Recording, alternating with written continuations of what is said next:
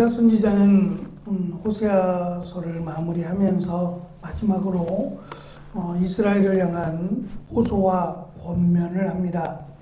물론 이스라엘은 13장의 내용을 통해서 살펴보건대 분명히 망할 것이고 그들은 멸망하여 포로로 끌려갈 것입니다. 그리고 하나님의 그 진노하심을 대변할 수 있는 자녀들이 죽임을 당할 것이다 라고 하는 선언을 했습니다. 그리고 그 선언대로 분명히 이루어질 겁니다. 그럼에도 불구하고 14장에서 다시 돌아오라고, 그리고 심지어는 이렇게 기도하라 라고 하면서 세 가지 그들에게 구체적으로 기도할 내용을 그들에게 전달합니다. 이것은 그들이 포로로 끌려간 뒤에 다시 거기서 하나님을 원망하고 불평할 것이 아니라 우리가 무엇 때문에 왜 여기에 와 있는지를 철저하게 살피고 이렇게 기도하라는 겁니다. 하나님, 우리를 용서해 주시고 다시 돌아가도록, 다시 이 땅에서 돌아갈 수 있도록 허락해 달라고 하는, 마치 후손들이 해야 될 기도의 내용을 14장에 담고 있습니다. 예수님 당시에도 그 분파라고 할 수 있는, 예를 들면 세례 요한을 따르던, 세례 요한은 사실 그 조금 더 과한 그런 그 과격한 자신을 절제하는 그러한 그 모습을 보여왔습니다.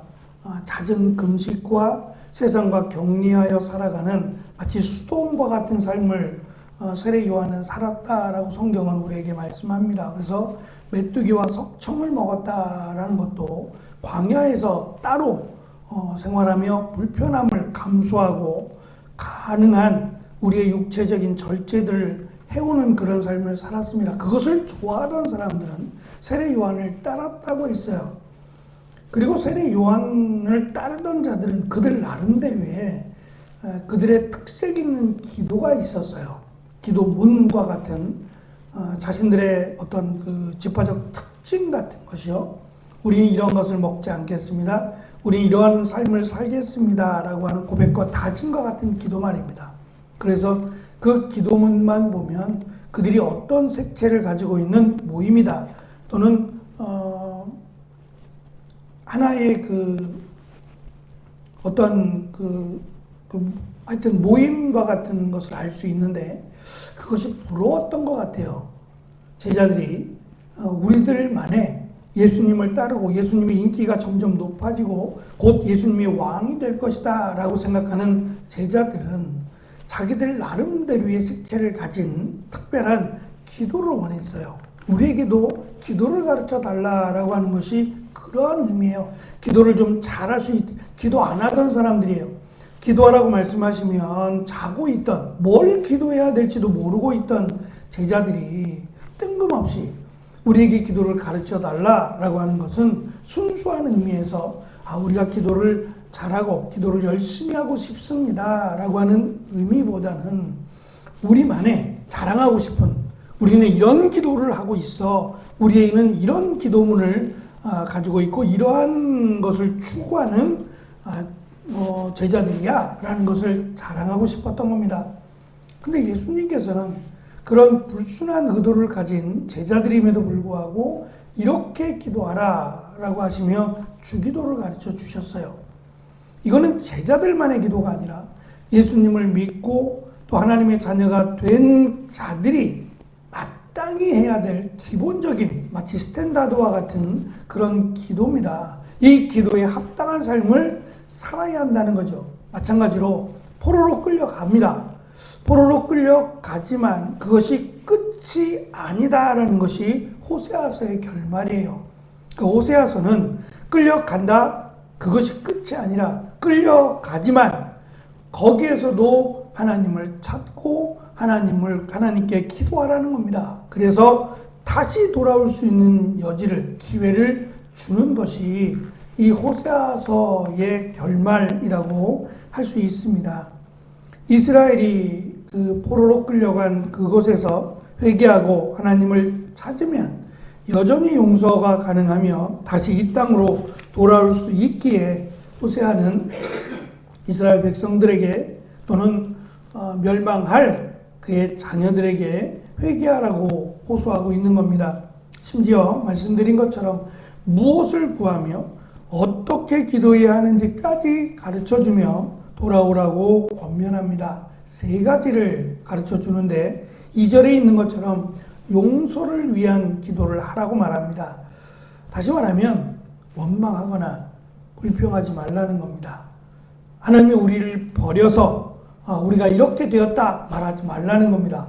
호세아서 전체가 가리키는 내용이 그들의 죄악입니다. 죄악에 대한 고발, 죄악에 대한 하나님의 심판을 선언하는 내용이 호세아서에 가득합니다.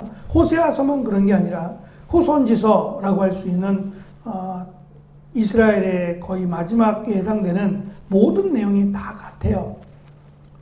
하나님을 만홀히 여길 뿐만 아니라 마치 우상을 섬기며 하나님을 믿는다 말하는 이중적인 그러한 모습들을 고발하는 내용들이 후기 선지서들의 내용입니다. 그러니 하나님이 우리를 버렸다고 말하지 말고 왜 우리가 여기까지 오게 되었는지를 확실하게 깨닫고 하나님께 용서를 구하라는 겁니다. 포기하지 말고 끝났다라고 여기지 말고 하나님께 우리의 죄악을 우리 조상들의 또는 우리가 그 길을 따라가고 있음을 회개하고 철저하게 용서를 구하라라는 것이 호세아 선지자의 첫 번째 가르치는 기도 권면입니다. 두 번째는 3절 전반부에 있는 것처럼 잘못된 신앙생활을 버리라는 겁니다. 이스라엘은 이제껏 강대국을 의지해 왔고 자신들의 힘을 믿었다고 했습니다. 그리고 그들의 인생의 목적을 풍요로움에 잡았어요. 풍요롭기만 하면 된다고 생각했는데 그 풍요로움이 결국은 죄를 이끌어냈고 그 풍요로움이 우상을 섬기게 만들었어요. 이 말씀은 사실 시사하는 바가 큽니다. 우리가 이 땅에서 잘 살기 원합니다.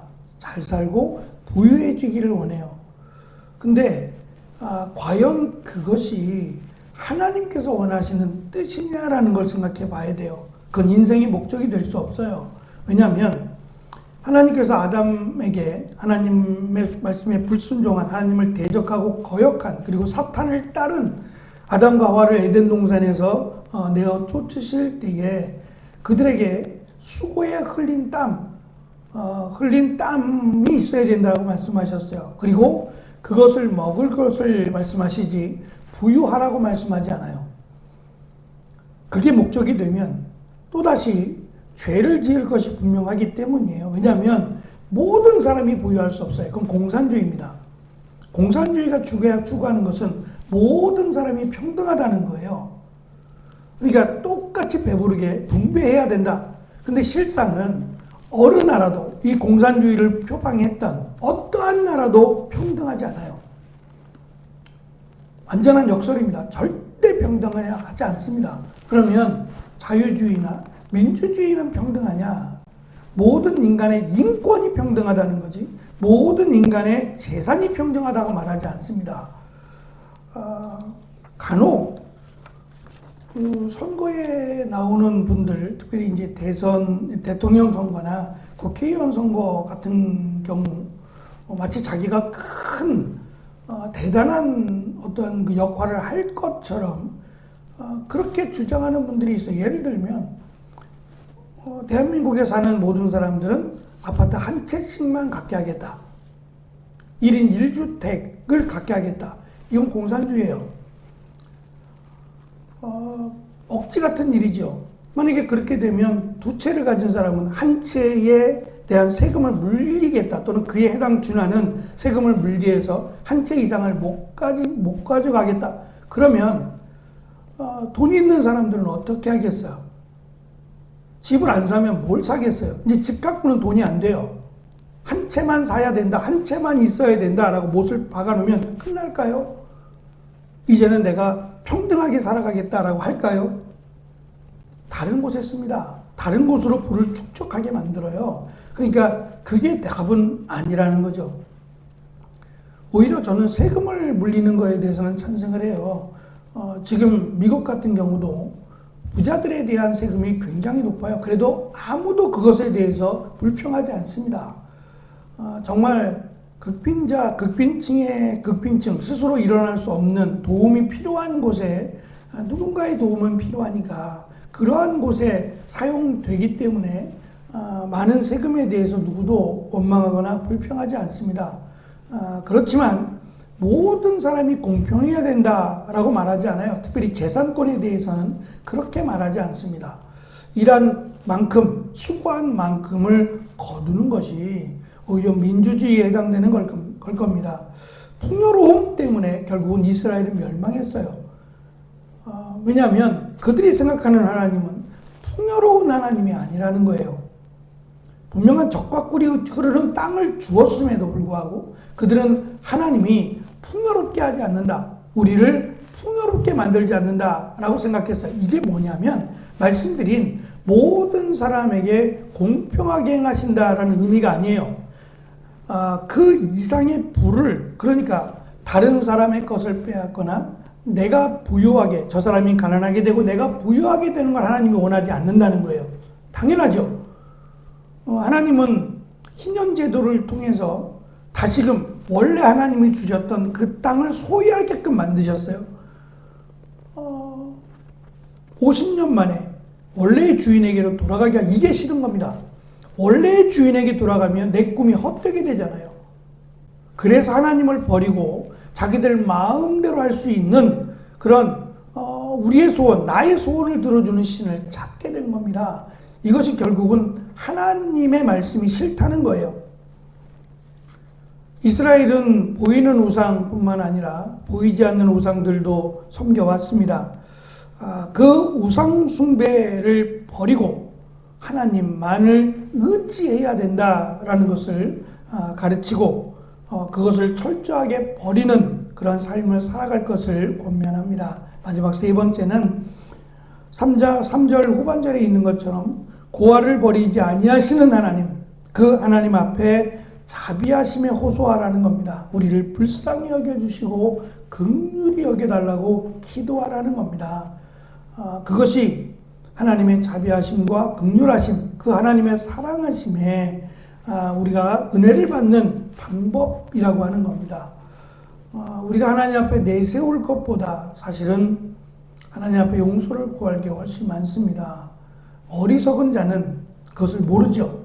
그래서 바리새인들의 기도를 보면 자신들이 해왔던 자랑거리들을 늘어놓아요. 성전에서 자랑스럽게 고개를 들며 하나님 아시지요? 제가 이렇게 살았습니다. 그러니 마땅히 내가 나에게 하나님의 나라를 허락해달라, 영생을 허락해달라라고 이야기합니다. 그러나 반대로 세리는 고개조차 쳐들지 못하고 하나님 앞에 나의 죄악을 구합니다. 하나님이 아니면, 하나님의 은혜가 아니면 나는 구원받을 수 없습니다. 나의 죄를 속해달라고 기도했고 예수님께서는 세리의 기도를 기뻐하셨어요. 왜냐하면 예수님의 핏값으로 구원하시는 건데 그 구원하심을 바라는 기도는 세리의 기도였기 때문입니다. 이 세상은 정말 하나님의 은혜가 아니면 살아갈 수 없는 그런 세상입니다. 죄악이 만연된 그런 세상 가운데 우리의 기도가 하나님의 은혜를, 하나님의 자비하심과 긍휼하심을 구하는 기도여야만 합니다. 그러면 하나님께서 우리가 생각하는 것보다 더 큰 은혜로 인도하실 것이며 우리의 아버지가 되어 주실 것을 선지자는 알고 있기 때문이에요. 이것이 희망입니다. 절망 가운데 포기하지 않고 하나님께 나아가는 방법, 이것이 희망입니다. 그래서 호세아서가 어둡게 보이지만 호세아서에는 하나님의 은혜를 구하는 답이 들어있는, 호세아서만 그런 건 아닙니다.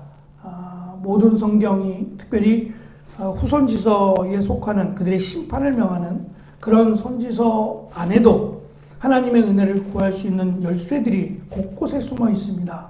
그것을 깨닫는 자가 지혜로운 자이며 하나님은 다시 그들을 회복시키셔서 다시 열방에 세워주실 것을 하나님이 선지자들을 통해서 또 말씀하고 계시죠.